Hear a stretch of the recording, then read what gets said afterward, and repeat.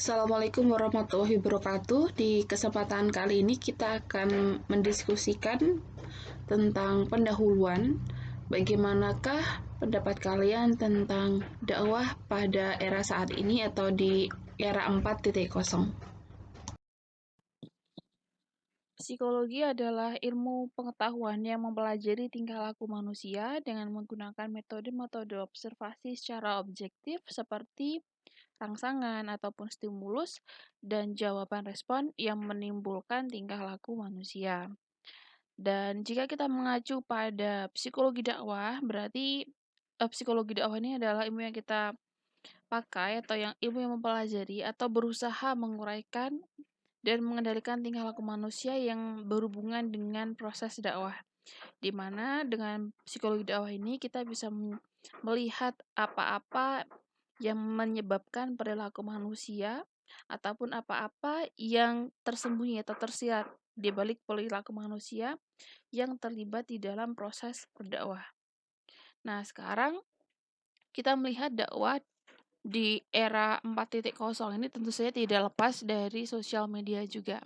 Sedangkan kita tahu bahwa era globalisasi ini tidak bisa kita hindarkan karena melalui globalisasi ini banyak sekali informasi dan juga budaya-budaya asing yang masuk ke lingkungan kita, bahkan masuk ke dalam rumah kita dengan sangat mudah melalui gadget-gadget seperti HP dan juga laptop.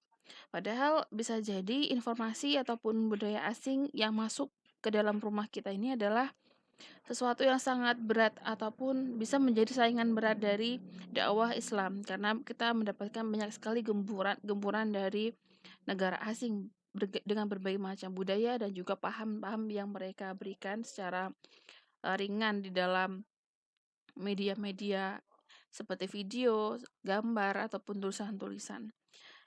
Nah, maka dakwah melalui media massa ini juga suatu keharusan karena dengan begitu kita juga bisa memberikan informasi-informasi ataupun ilmu-ilmu Islam dengan cara yang sama, dengan cara yang lebih mudah kepada semua muslim melalui rumah-rumah mereka masing-masing dengan HP dan juga menggunakan laptop.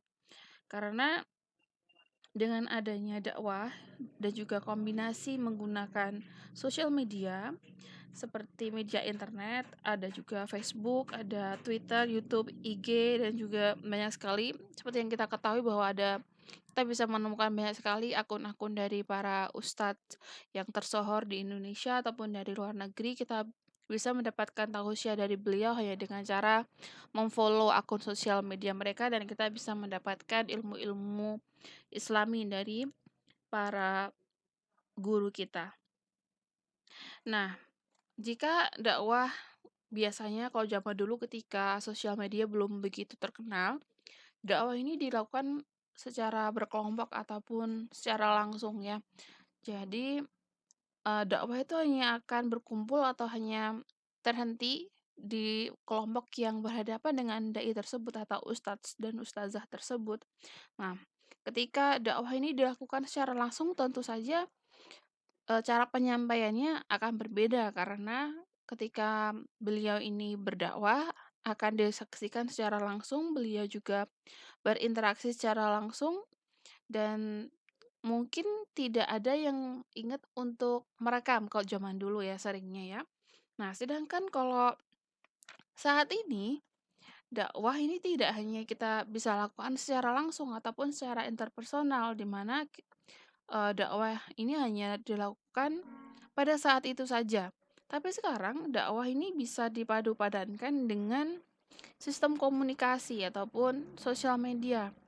Karena seperti yang kita ketahui kalau dai atau ustadz ini ceramah di masjid, maka dakwah ini hanya diterima langsung oleh jamaah yang ada di masjid. Sedangkan kalau kita melalui media sosial ya, dakwah-dakwah ini bisa diterima oleh masyarakat secara lebih jauh. Bahkan tidak hanya masyarakat Indonesia saja, kalau kita melihat dari dai ataupun ustadz ustazah Indonesia, nah materi dakwah beliau juga bisa disaksikan oleh masyarakat di negara yang lainnya, tentu saja dengan adanya subtitle dan juga penerjemahan ya. Dan kalau dai ini ya ceramah di masjid ataupun di sebuah acara, tentu saja akan ada batasan waktu karena ada panitianya. Setelah beliau dakwah akan ada kegiatan lainnya.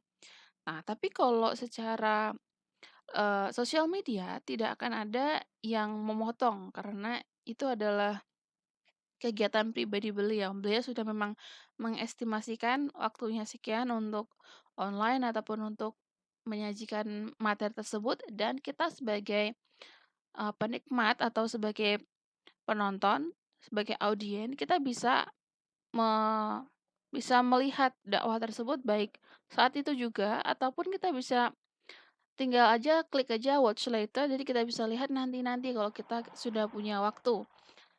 Nah, kalau secara langsung berarti lebih fleksibel juga secara waktu, tapi kalau kita secara online, kekurangannya adalah kita tidak bisa gimana ya, tidak bisa berinteraksi secara langsung karena kita hanya bisa, melihat melalui sosial media dan juga mungkin kita bisa memberikan atau, komentar ya, memberikan pertanyaan secara online juga, tapi tidak menjamin bahwa pertanyaan-pertanyaan kita ini bisa langsung terjawabkan. Itu adalah salah satu dari sisi negatif dari sosial media.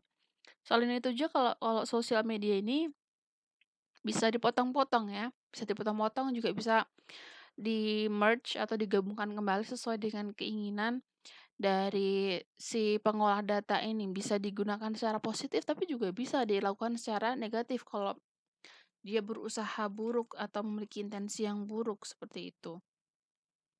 Jadi, kita sudah tentu saja tahu nih positif dan juga negatifnya atau kekurangan dari masing-masing cara berdakwah, baik secara langsung ataupun juga secara, online.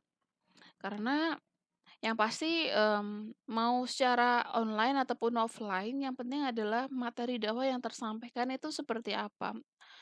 Bagaimana dai itu bersikap, bagaimana dai itu membawakan dirinya, bahasanya, tingkah lakunya, gerak-geriknya itu juga bisa kita lihat. Tapi kalau di sosial media kadang kita cuma melihat seperti rekaman saja ya, kemudian diberikan gambar-gambar seperti itu. Nah, selain kita membahas tentang sosial media dan dakwah, kita juga tahu bahwa perilaku manusia ini sangat, eee, dipengaruhi oleh apa yang kita lihat sebenarnya. Jadi, sekitar 80-an% perilaku kita ini dipengaruhi dengan apa yang kita lihat. Jadi kayak imitation, kita meniru itu sangat-sangat lebih besar pengaruhnya.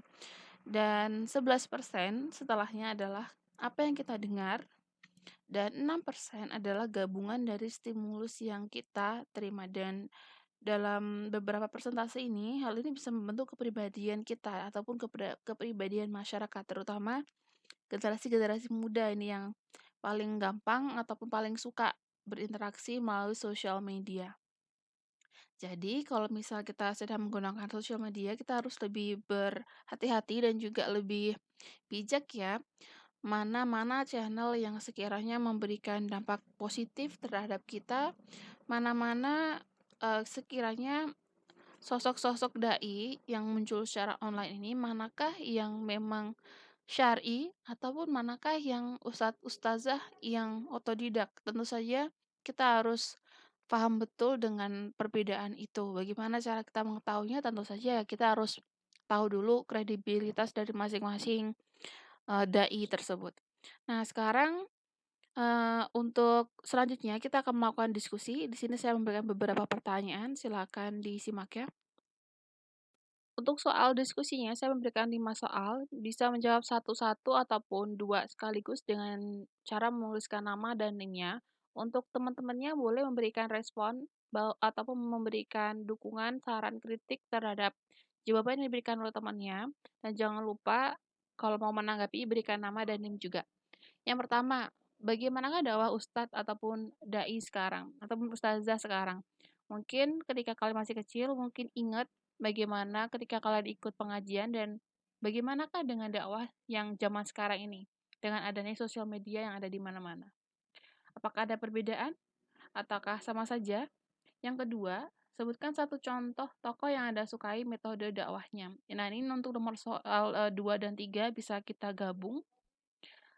Kalian bisa memberikan satu contoh dan juga yang ketiga, kenapa? Kalau memilih berarti Anda suka. Nah, kalau memilih tokoh ini, apakah beliau ini memiliki ciri khas atau kelebihan tersendiri sehingga membuat kalian ini suka ataupun menjadikan beliau ini contoh setiap mau melihat tausiah, sukanya dai yang A ataupun ustazah yang B. Yang nomor 4, bagaimanakah cara dakwah dan interaksinya dengan audiens? Jika ketika kalian melihat videonya ataupun ketika hadir di pengajiannya, bagaimanakah cara beliau berinteraksi ataupun cara dakwahnya seperti apa menurut pengamatan kalian? Yang kelima, apakah perbedaan dakwah secara langsung ataupun offline dan dakwah melalui sosial media? Coba perhatikan perbedaannya. Karena kalau secara langsung seperti yang tadi sudah saya sebutkan, kita bisa berinteraksi, kita bisa bertanya, kita bisa melihat gesturnya, mungkin setelah pengajian kita bisa bersalaman dan sebagainya. Kalau melalui sosial media ini gimana? Kita cuma bisa melihat beliau secara online, kita mungkin bisa bertanya, tapi mungkin pertanyaan kita bisa kelewat dan mungkin interaksinya kurang. Ataukah memang sama saja tergantung dai atau ustazahnya, walaupun online beliau tetap saja bisa berinteraksi dengan bagus sekali dengan para audiensnya atau jamaahnya. Kira-kira seperti apa pendapat kalian? Apakah ada perbedaan ataukah sama saja? Seperti itu ya. Mungkin 15 menit cukup bagi masing-masing. Nanti tinggal diberikan pendapatnya di grup WhatsApp. Nanti kita akan lihat dan saling berdiskusi secara langsung ya di grup WhatsApp. Jangan lupa untuk memberikan nama dan email. Terima kasih. Wassalamualaikum warahmatullahi wabarakatuh.